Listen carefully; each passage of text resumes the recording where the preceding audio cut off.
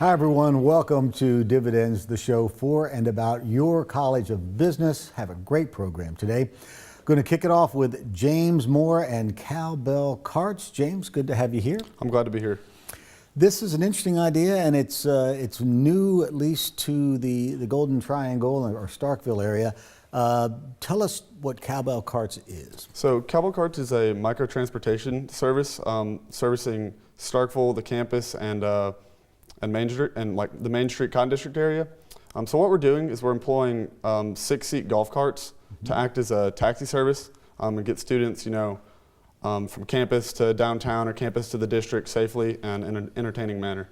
All right, so these are street legal carts? Yes, they're classified as LSVs, which is called low-speed vehicle. Looks like a golf cart. You would never know it's not, but it's not. Okay, and where'd you guys get this idea? So a few other colleges in the SEC do this same concept. That's where I experienced it first in Tuscaloosa, and I just figured it would adapt well to Starkville. All right, so tell us a bit about your background. Where's your hometown? What are you doing here at State? How did you get connected to the East Center? So I'm from Madison, Alabama, suburbs of Huntsville. I came to Mississippi State because I just came here. I toured. I always thought I was going to Bama. I always been an Alabama fan. Came here, kind of fell in love with the campus. Pretty much your standard story. And the East Center is actually kind of funny because on my first tour, I walked in, I saw this big, nice glass building. I was like, oh, that's kind of cool. Probably never go there. And just one of those things you don't really ever think you'd utilize. But came back next semester, the second semester, and here I am. Okay, and how did the East Center help you? The East Center, I owe a lot of credit to the East Center. I walked in there, with an idea. I said, hey, I've used this somewhere else. I think we should bring it here. And Mr. Hill and yourself have really given me kind of two goals. First, they kind of gave me a game plan. So I had all these, massive ideas that I want to have a golf cart, everywhere on like 10 campuses and stuff. And they're like, okay, reel it in. You got to get grounded. Start it here, and then see where it goes. And then second, the East Center, through the grant program, provided all the funding that I needed to really get rolling. So to speak. Yeah, exactly. All right, but it's not a matter, you just don't get a check. You got to pitch, right? What was that experience like? Was it a little nerve-wracking, have to get up there and do the little Shark Tank thing? Absolutely. The first one I did for the first stage of grants was definitely nerve-wracking. I'd never done anything like that. I had my game plan and everything. But going up there in front of a bunch of professionals and professors, obviously with a lot more experience, and they're poking holes in your idea left and right, and it really makes you think because you get a lot of incredible feedback from people that have more experience than you. So I really took that first grant and really improved on my idea. I mean, I still got the grant, but I also realized I had a lot of holes I needed to fill, which I think I filled so far. All right, so this thing is up and running in August, and going to be kicked off with who's your first passenger? I understand you got a pretty good VIP as a first passenger. I think we do have a good VIP. The mayor of Starkville is going to do an inaugural ride for us right after our ribbon cutting, so we're really excited about that. And you're going to start with 2 carts. Now, explain your revenue stream. Is it going to be strictly rider-based? Is there going to be an ad component? I would think there'd be an opportunity for advertising on board. Absolutely. So, our bread and butter is giving rides and catering to students and game day fans. But secondary option is we do advertising. Our carts, you can preferably local business that wants to buy spots on our carts can have their logo put, say, on the front or on the back. We actually have one partner that we're working with now that's getting one of our carts completely vinyl wrapped and decked out in all their logo with our name in the back. So for a local business, it's an incredible advertising opportunity. You're seeing 7,000 to 10,000 people a month off our carts. Did you anticipate that on the front end? I actually did. The other companies, that's always been part of our plan. The other companies that do this, that's almost the bigger revenue stream is advertising. All right, so when you say us, you obviously have a partner, so we ought to give him his props. So who are you working with on this? Cameron Maddox, he's one of my fraternity brothers. I couldn't do this without him. He's my CFO, my financial guy, and we're 50-50 on the company. So I definitely got to give props to him. He's the one that, I'll say, hey, we need to buy another cart right now. He's like, you got to look at the numbers, man. We can't. So he helps keep me grounded. All right, quickly, what's the long-term plan for the business? So the long-term plan is we want to get to a point where in Starkville we have 6 to 8 carts operating, depending on how big it is, which will really provide some incredible services to the students. And then we plan on, there's 2 options. We'll either sell out when we get ready to graduate college, or if it's really going well, we'll kind of plan on franchising.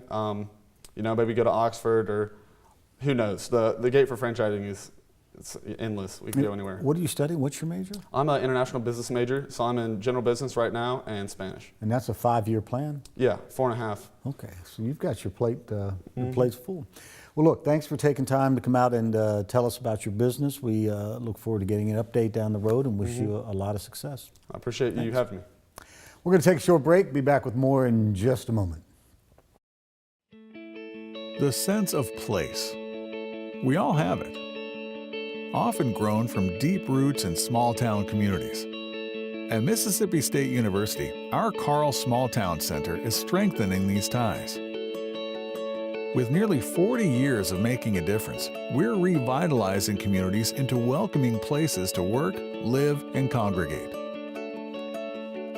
By weaving together the best pieces of our past with modern technology and amenities, we're creating the hometowns of the future. Places where lifetime memories can be made, where you have all the things you need, along with all the things you want.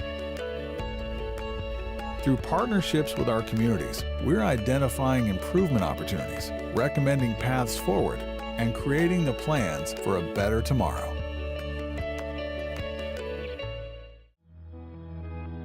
We all depend on accurate weather forecasts to plan our day. That's why Mississippi State University is teaching students to forecast the future using real-world news sets as classrooms, putting scientific discoveries in meteorology to the test, while honing on-air reporting skills real-time with local TV stations.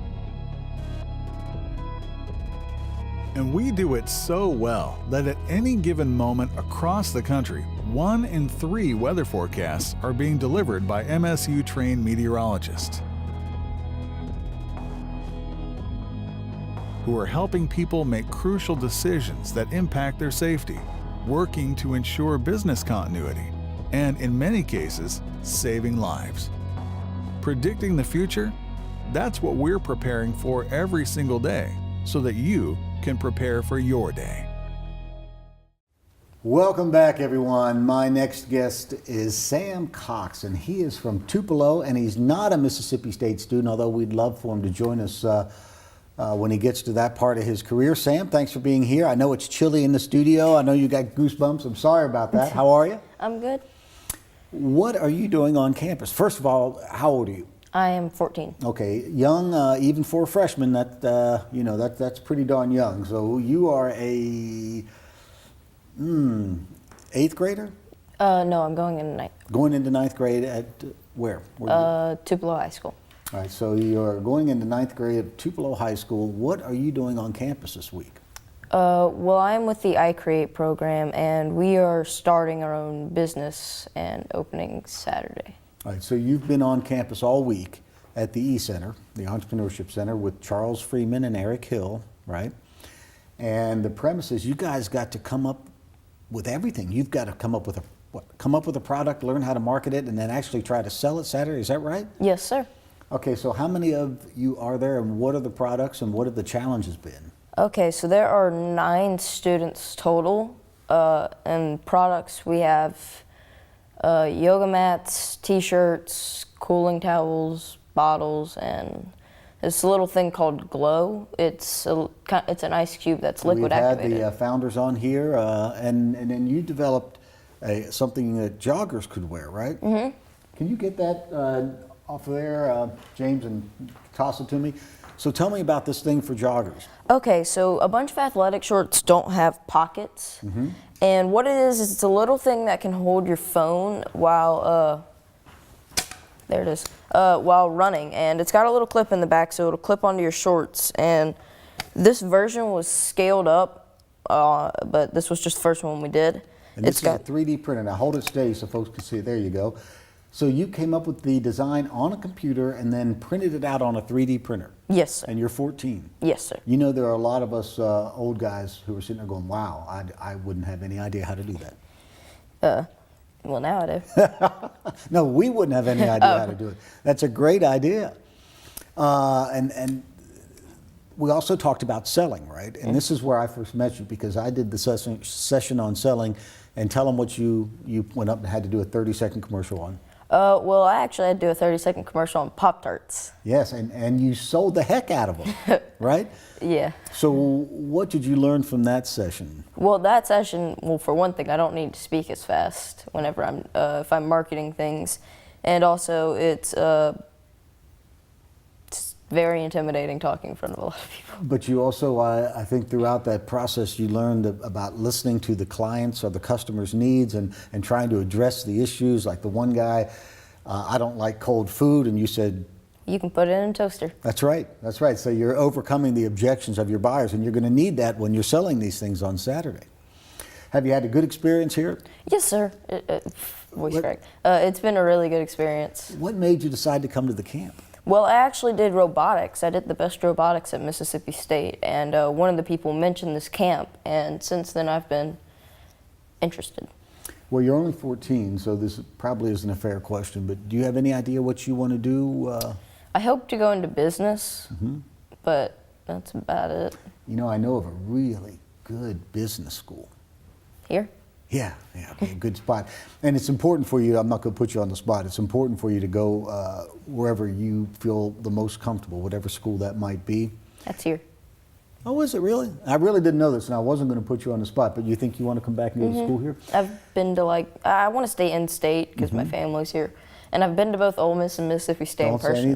Don't say anything, just say good stuff about state. You don't have to talk bad, but it's good folks up there. But you enjoyed Mississippi State. Anything stick out in particular that you liked? Just, not really, just. Now, I noticed you also were negotiating with the camp leaders on the percentage of sales that you're supposed to get for your team. Was that tough, being 14 years old and going up against these captains of industry that have all this experience? Yes, so that was very tough, but I actually came through and we got the percents. You got the percentage of the business you wanted? Yes, sir. Were you surprised? Because I know there was some serious discussion going on there. They get to keep the money they make from this, right? But they're negotiating the percentage of that money because there's cost involved in printing and all that. And you were driving a hard bargain. Yeah, at that time, I was very determined to get it.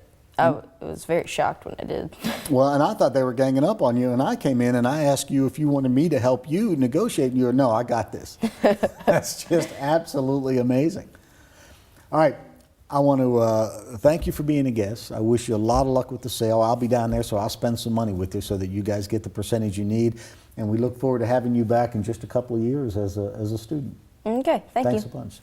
That's it for us, folks. We'll see you next time on Dividends.